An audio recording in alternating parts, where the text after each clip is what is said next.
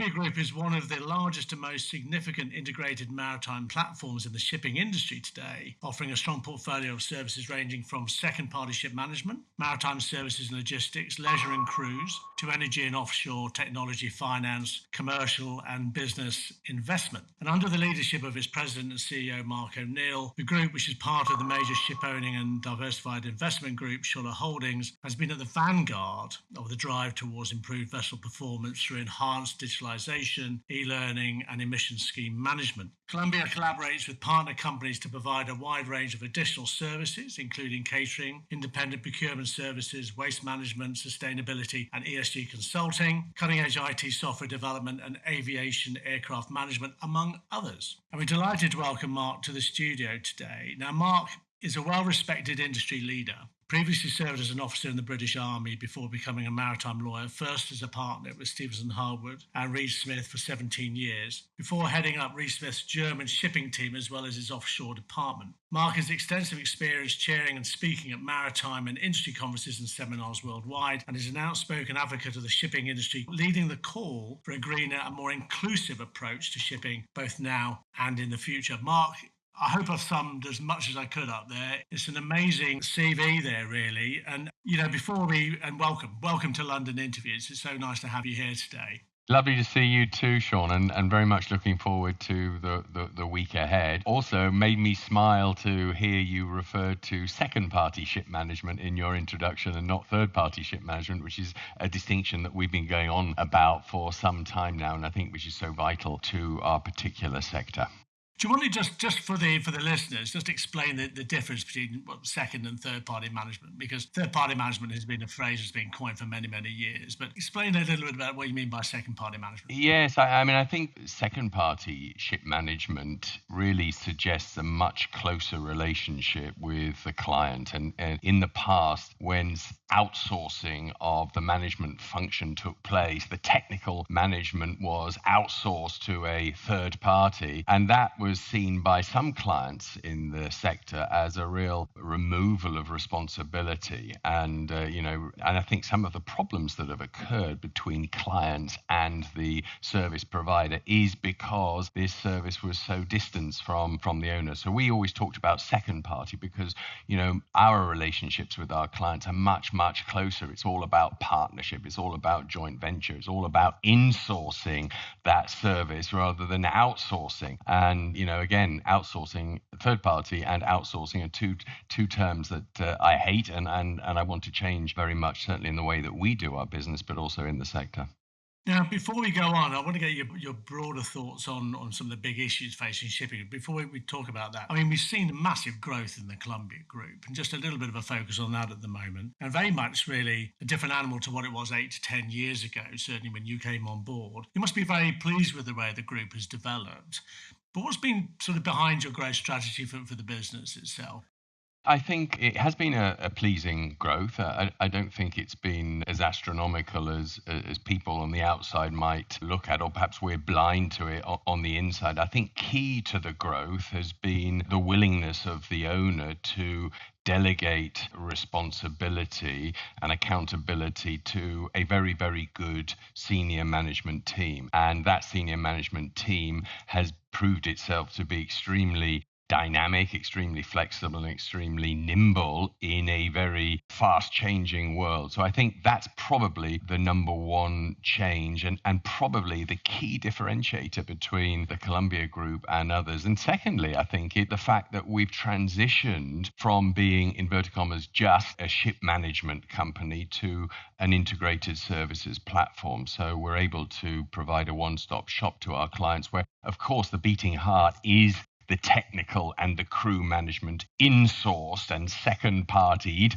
but we're able to offer a whole host of other services which don't depend on the client taking technical or crew. So it's a real pick and mix. And, we're able to offer something, hopefully, to everyone. And from that something, we'll hopefully develop other somethings until you have, ideally, a complete service portfolio. Coming on to the important issue of crew, certainly you and I lived through a very interesting time with the COVID and the way that the industry and way that the Columbia Group reacted very, very positively towards the seafarers during that very, very difficult time. They remain the most important asset in any shipping company's locker, really. But what are the challenges? What are the issues facing the crew at the moment? They're still having a lot of issues to do with mental well-being and all those aspects. But give me your sort of insight into the crew challenges at the moment and the I mean, I think there's crewing is so vital to ship operation, and everything stems from the crew. So, whether you technically are able to operate and manage a vessel, in part is down to the abilities of your technical superintendents and your technical department, but actually 95% of it comes down to the willingness and the abilities and capabilities of your crew on board. And the crewing world, the crewing sector is ever more competitive. Everyone talks about a shortage of crew. There's not a shortage of crew at all. There's a shortage of competent, motivated, happy crew. And that's the crew that we're all fighting to get, and that's the crew we're all fighting to keep. And I think that last point, keeping, is so important because, how do you bind your crewing pool to your organization? How do you ensure loyalty? How do you ensure that your crew are bang up to date with all of the training necessary in an ever-changing technical environment as well as a political environment? And how do you manage the careers of those crew? How do you use technology to manage the careers of those crew? How do you keep up to date with the compensation packages that others are offering and that you're offering your people ashore? And how do you avoid that distinction between crew and your personnel ashore? And I think that last point is key to me. We always talk about, the problems that the crew experience. Actually, shipping itself suffers from this distinction between crew on board our vessels and our crew, our people ashore. And we have to up our game as a sector in dealing with our, inverted commas, people, and really use all of the modern human resource management techniques, both ashore and on board our vessels. And if we do that, then we will not only successfully compete amongst ourselves, but also with other sectors and attract people into our sector, whether it is on board our vessels or ashore. But I think that's really key, because the shortages of competent people on board our vessels is exactly the same as the shortages of competent people ashore. And the sector, there is a real dearth of competent people coming into our sector ashore and on board, and we've really got to work at that to up our profile, up our game, and really manage the people better once we get them. Yeah, I mean, is the industry doing enough on that? Because what you're saying there is exactly right. We should be treating our sea-based staff equally the same way as we do our shore-based. But it's also about inclusion, isn't it? It's also about opening up and stripping away the boundaries and the obstacles to anybody wanting to come and have a job in the shipping industry. Yeah, and I keep banging on about the need for one voice, and maybe one voice will be better and we will get out there and market ourselves better. But, I remember when I was in the army all those years ago, sitting on a train, and someone asked me, what do you do? And I said, an army officer. And this guy looked at me and he had absolutely no idea what that meant, how big our army was, what our army was doing, what was it like to be an army officer. And I could have been from another planet. I have the same problem when I sit with people and I say I work in the shipping industry. People have no idea what we do. And there's such a variety of fantastic jobs available in the shipping industry, in the shipping sector, in the wider logistics and offshore transportation sectors that people just don't know about and aren't aware. As soon as they dip their toes in, they're fascinated, and chances are they stay for life. I wouldn't dream of working in another sector, and I don't think you would either, Sean. But it's, what are we doing to get the bright young things into this business? Very little. Well, what needs to be done before we come on to the other aspects, what needs to be done to improve that? Because I suppose the one criticism in the past of shipping is very fragmented. You've got different sectors operating at different speeds and doing all those things. But we do need to go after the young and talented of the future, and the industry is changing. I think we're a victim of our history. Shipping is one of the oldest sectors of the modern commercial world. All of English law, all of English contract law is shipping law. Shipping was the foundation of contract law. It was the foundation of insurance law. It was a foundation of all of these other sectors now. It became and remains fiercely capitalistic, fiercely competitive.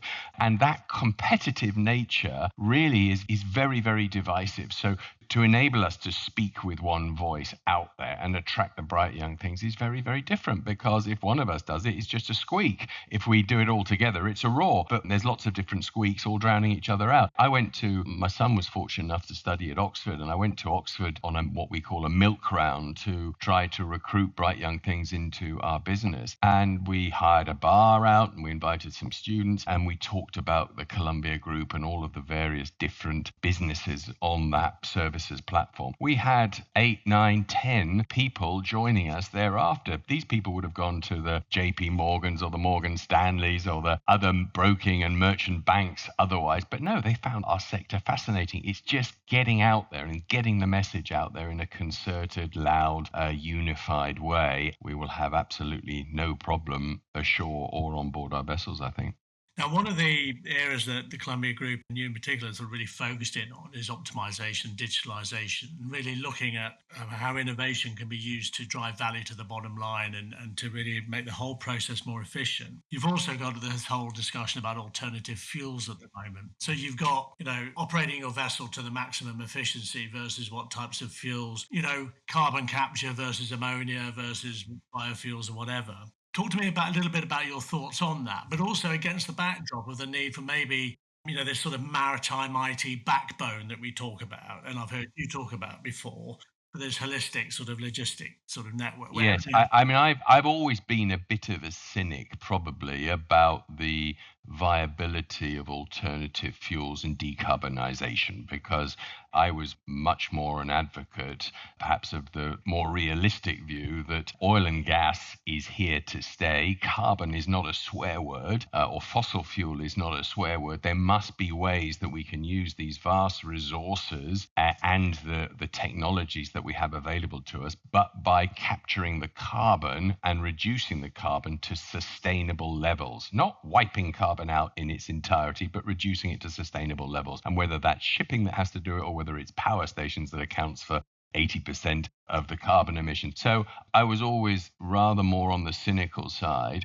of that argument. And of course, now we see President Trump publicly announcing that he will not be backing the IMO decarbonization movements. And I think that, and indeed penalizing anybody that penalizes US interests in that regard. So that's going to have a massive effect. If it actually drives technology towards carbon capture and carbon reduction, then I think that's probably the minimum that it will do. It'll do a lot more than that. I see, however, all of the alternative fuel argument now shifting from one of alternative to the exclusion of fossil fuels to more of an argument on optimization. And as an industry, all industries, we have to optimize what we do. We have to do things better than we did before. We have to do things cheaper than we did before. And we have to optimize. And I think alternative fuels in the future won't be seen as a replacement to fossil fuels, but they'll be seen as one of the many ways we optimize. And I think it's part and parcel, alternative fuels are part and parcel of our optimization drive, part of which is digitalization, part of which is this IT backbone. And coming to the IT backbone, this comes back to this huge fragmentation within our competitive industry. Each large shipping company producing its own IT platforms, its own optimization solutions. We need an IT backbone, which very similar to the aircraft industry. Aircraft industry has a company called SITA that they all use. They're all shareholders in. Every airport has SITA, the SITA software solutions. Every airline has SITA software solutions. Most borders have SITA software solutions. We need an IT backbone that allows vessels to talk to terminals, to talk to planes, to talk to trains, to talk to haulage companies, and link the entire logistics network up. And that's what we're trying to do as a group by partnering with SITA in a company called SmartSea and produce this IT backbone, which should be there within the next year and a half, but which harnesses and is able to talk to, in an IT language, to any piece of equipment, all technologies on board, vessels, however sophisticated or unsophisticated, all ports, all airlines, all haulage companies, all rail companies. And that's the challenge. And that's what we're going to deliver. And if we do that, that not only allows for huge optimization, which at the moment we're just scratching the surface, because if you can get optimization in the maritime space and then link that through and follow the cargo through or follow the people through all these other logistic sectors, then you're going to achieve levels of optimization that at the moment we can just dream about. So that's the challenge, that's the vision, and certainly it's been adopted by many of our clients and many of our future clients, particularly in the Middle East, where we're making huge steps in and fantastic partnerships, and where they see this as part of the overall holistic national IT infrastructure. Because if you have an IT system that governs your borders, governs your airports, but also tracks cargo coming in, tracks people coming in and leaving, then you're able to monitor and optimize pretty much everything you do. Just for the listeners listening in, we've already had London interviews with SmartSea, with the CEO, with Chris there, so that's great. So, and he talks in depth about the relationship there with CETA and the way forward. So that's very exciting opportunity there. But you're exactly right. When you book in an airline ticket and your bags then appear on the carousel in the airport you're flying into, 2.5 days later, that's down to CETA. And that should be happening in shipping, shouldn't it? Absolutely. Coming on to geopolitics. Now, there's a lot happening as far as that is concerned, but I think really what shipping has proven in the last year to 2 years, how agile it is, that it can react very quickly to situations when they've had to move trade lanes. You've had the closure of the Red Sea, de facto closure of the Red Sea with the Houthi attacks. You've got the whole issue to do with Ukraine as well. So shipping has been very agile and moving around. But it also has knock-on effects, doesn't it, as far as charters forcing ship or asking for ships to go on certain routes when maybe the owners or the managers or the crew don't necessarily want to go on those routes and what have you. How do you see shipping fitting in with this changing scene as far as geopolitics is concerned? I used to be, in my army days and university days, I used to be a boxer. And, I used to watch all of the Muhammad Ali fights, and in particular fight with Joe Frazier, where Muhammad Ali, or Cassius Clay, I think as he was then, was just standing in the corner and just rolling with every punch, and not a single punch of a volley of about 30 punches was actually meeting the head. And it was just a beautiful thing to watch, of nimbleness and the ability to dodge the blows. And I sometimes think that's quite a good visual metaphor or analogy to the way shipping is at the moment. I think, was it always thus? I'm not sure it was, but I think COVID really taught all of us the need for nimbleness, and really exercised that nimbleness and that need for dynamic decision making. And I'm always amazed at how well we're able to take these blows, really massive blows that would knock other sectors completely off kilter, and ride that blow or roll that punch, and carry on regardless.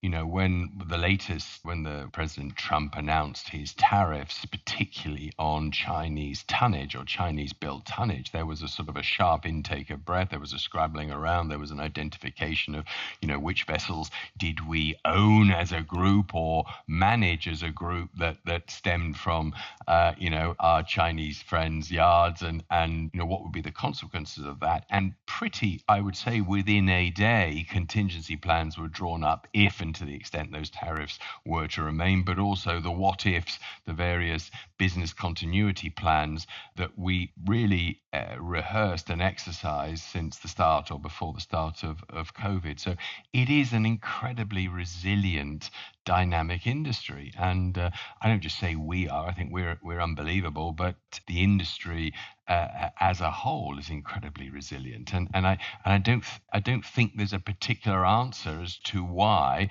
But we are, just in the same way that in the old days we were buffeted by the winds, whichever way, we're massively buffeted by geopolitical events. And I think it's in our DNA to be able to sail with whatever headwind or wind is behind us.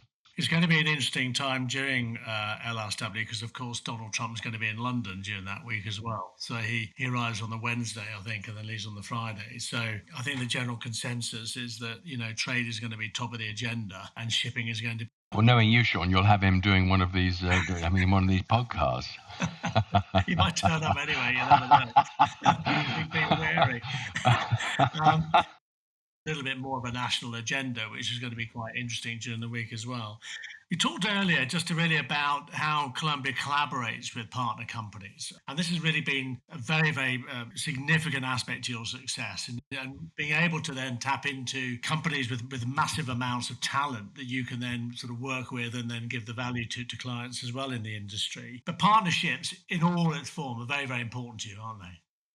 Yeah, I think because it stems from where things go wrong and you can't help things going wrong. You've just got to deal with problems as they arise. And I think that is better dealt with a partner than with a traditional client service provider. So, we try for partnerships, we try to insource, we try to work ever more closely, and we try and forge that team effort. And that can be with our teams sitting with our clients' teams, or our clients' teams sitting with our teams, or sitting apart, but using technologies to bring those teams together and having common goals, common aspirations, common objectives, common successes, and common failures. And, I think that's a much, much better way of operating than, going back to the anathema of third party outsourced service provision.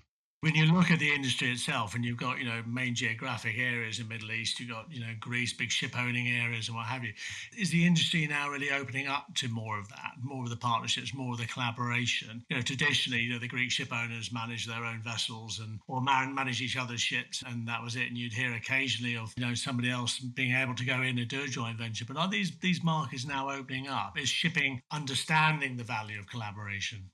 I think, together is stronger is always a good approach. And I don't know whether one can say, one reads about a lot of joint ventures and collaborations, and sometimes there's so many MOUs being announced in the press. What actually comes of the majority, who knows? But I think it's a very different beast. Partnership with deep roots and, with common objectives, skin in the game for both sides, is a very different beast to the sort of the flippantly announced MOUs and collaborations. So, not every partnership works, not every joint venture is long lasting, but I think, if we have had any success in this field, is that we're a very genuine, transparent partner. What you see is what you get, and it's stemming from the values of our chairman.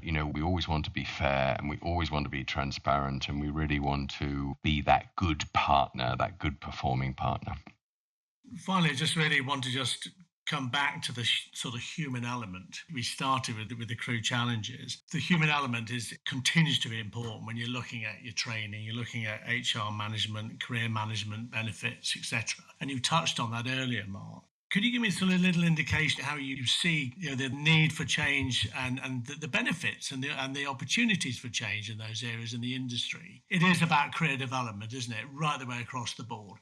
Yeah, I think human element is singularly the most important challenge facing our industry. It's not alternative fuels, it's decarbonization, it's not digitalisation, it's not geopolitics, it's the human element. And that's not just recruitment into the sector that we talked about earlier. It's how we look after, how we nurture, how we manage our human resource on board our vessels and ashore, and how we ensure that each of the people have clear career paths, are competitively compensated for what they do, are looked after really professionally, personally, and most importantly, are cared for. And, I think caring and genuinely caring is about people. Whether it's our staff, whether it's our partners, or whether it's our clients, all three equally. Genuinely caring about people is the distinguishing factor between a company that is and will excel, company that fails. Think of any person or any business that is successful, and he or she or it will be a caring person or company without fail. Obviously, there are exceptions for people or businesses that don't care, that nevertheless successful, but a company or a person that genuinely cares and has that human element, cares about that human element, chances are will be successful. I wanted to thank the Columbia Group for your support of LISW, because you've been involved in LISW over the years, and it means an awful lot to have that support of a major player like yourselves, and also you personally, Mark, because you and I go back a few years and we very good friends and what have you. But I think I'd like to thank you very much for that support.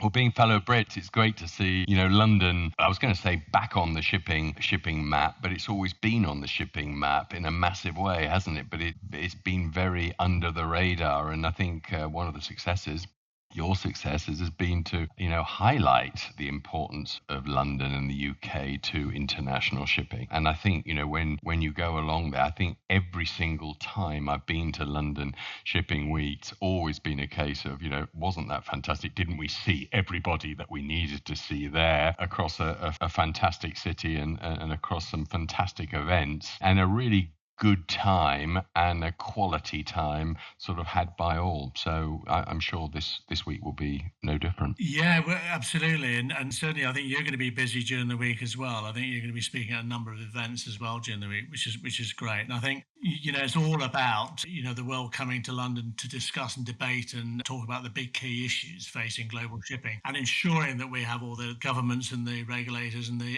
industry leaders there as well. But no, but Mark, thank you very very much indeed for your Thank you, Sean. time today. Look And forward to seeing let's you. look forward to having a good week. Definitely, sir. Thank you very much Take indeed. care. Yeah, Bye. brilliant.